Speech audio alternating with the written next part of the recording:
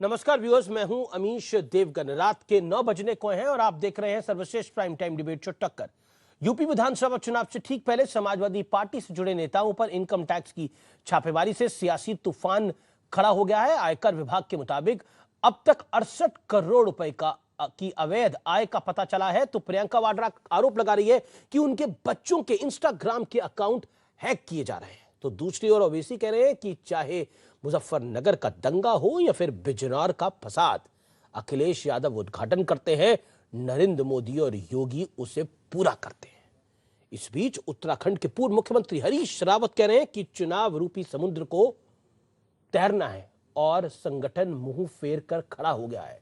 तो आज इन तमाम मुद्दों पर होगी जोरदार पॉलिटिकल डिबेट। सीएनबीसी आवाज की टक्कर में आज सबसे बड़ी राजनीतिक बहस होगी।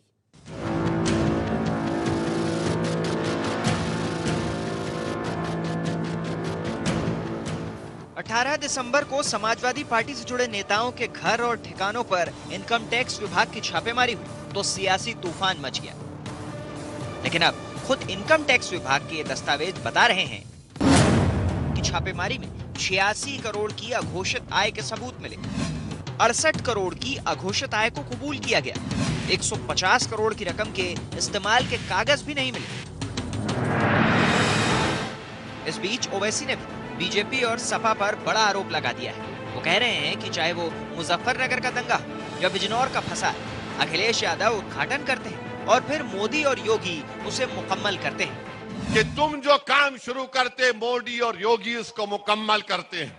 तुमने मुजफ्फरनगर शुरू किया तो योगी ने CAA के एहतजाज में 22 मुसलमानों को गोली मार दी हुकूमत ने। हाँ, तुमने बिजनौर में फायरिंग की थी तो योगी की हुकूमत आई और 27% मुसलमानों का इनकाउंटर में उनका कत्ल कर दिया गया। उधर प्रियंका वाड्रा ने बड़ा आरोप लगा दिया कि उनके बच्चों के इंस्टाग्राम अकाउंट भी हैक किए जा रहे हैं और सूत्रों का कहना है कि सरकार इसे गंभीरता से लेते हुए पूरी पड़ताल करवाने का मन बना चुकी है। तो आज इन तमाम मुद्दों पर होगी सबसे बड़ी सियासी बहस। मैं एक एक करके आपको एक एक तथ्य बताऊंगा जो इस समय महत्वपूर्ण है। अच्छरी चुनाव कथा का विश्लेषण क्या है, एक एक करके सुनिए। आईटी रेड के बाद 68 करोड़ की अघोषित आय कबूल हुई है, यह बड़ी खबर है। उसके बाद सियासी बदले का दांव चलने वाली समाजवादी पार्टी क्या खुद घिर गई है। ओवैसी का आरोप है अखिलेश बीजेपी का चाल चरित्र एक जैसा है, चाहे वो मुजफ्फरनगर दंगे हो चाहे वो फसाद हो। फोन टैपिंग की लड़ाई अब अकाउंट हैकिंग तक पहुंच गई है। पहले अखिलेश यादव ने आरोप लगाया कि फोन टैपिंग का मामला है। अब प्रियंका वाड्रा कह रही है कि फोन टैपिंग तो अखिलेश की करा ही रहे थे, लेकिन मेरे बच्चों के इंस्टाग्राम अकाउंट भी हैक किए जा रहे हैं। दूसरी तरफ ऐश्वर्या राय बच्चन पर जो कार्रवाई हुई है उस अखिलेश यादव ने एक इंटरव्यू में चुनाव के साथ जोड़ दिया है, इसलिए ऐश्वर्या राय बच्चन का आपको चेहरा दिख रहा है हमारे ग्राफिक्स के अंदर। यानी कुल मिलाकर बहुरंगी चुनाव हो गया जिसमें ऐश्वर्या राय बच्चन भी है, इंस्टाग्राम भी है, जिसके अंदर तमाम चीजें हैं। मैं बढ़ता हूं आगे। ऐश्वर्या राय से पूछताछ को भी चुनावों से जोड़ा गया है। जैसा आप देख रहे हैं, यूपी का चुनाव छापा, टेपिंग और हैकिंग तक सिमट गया है। असली मुद्दे क्या गौन हो गए हैं, यह महत्वपूर्ण पॉइंट है। मेरे साथ बात करने के लिए आज की इस चर्चा में कौन कौन जुड़ रहा है आपको इंट्रोड्यूस करा देता हूं। संबित पात्रा मेरे साथ आज की इस चर्चा में है। लेकिन संबित पात्रा, आपका स्वागत है। मेरे साथ संबित पात्रा है, अनुराग भदौरिया है प्रवक्ता समाजवादी पार्टी के, उनका अभिनंदन है। असीम वकार है प्रवक्ता AIMIM के, उनका अभिनंदन है। सुरेंद्र राजपूत मेरे साथ जुड़ेंगे प्रवक्ता कांग्रेस के, और शिवम त्यागी है राजनीतिक विश्लेषक। आप तमाम लोगों का अभिनंदन है। इस चर्चा की शुरुआत हम करते हैं। संबित पात्रा, आप हैकिंग भी करा रहे हैं, आप टेपिंग भी करा रहे हैं, ऐश्वर्या राय बच्चन के पीछे भी आप पड़ गए हैं, क्या क्या कर रहे हैं आप? देखिए अमीश भाई, मुझे तो बड़ा आश्चर्य हो रहा है। मैं समझ नहीं पा रहा हूं कि मैं रोऊं या मैं हंसूं, क्योंकि जिस प्रकार की परिस्थिति अब उत्तर प्रदेश के चुनाव में है, जिस प्रकार के आक्षेप प्रति आक्षेप उत्तर प्रदेश के चुनाव में लगाए जा रहे हैं, ये वास्तविक रूप में चिंताजनक है। आप याद करिए, आज से 3 दिन पहले जब उत्तर प्रदेश में कुछ व्यवसायों के घर पे आईटी रेड, आयकर विभाग का छापा पड़ा था, तो उस समय किस प्रकार का हाय तौबा उत्तर प्रदेश के कुछ राजनेताओं ने, अखिलेश जी ने खुद प्रेस कॉन्फ्रेंस करके मचाया था। ये तो बदले के भाव और बदले की राजनीति के कारण किया गया है। और कुछ 18,000 रुपए के लिए ये किया गया है, 18,000 रुपए ही निकले हैं। और आज जब आयकर विभाग का पूरा विषय सामने आया है, आयकर विभाग ने पूरे विषय को सामने रखा है, तो हम हतप्रभ है देख करके।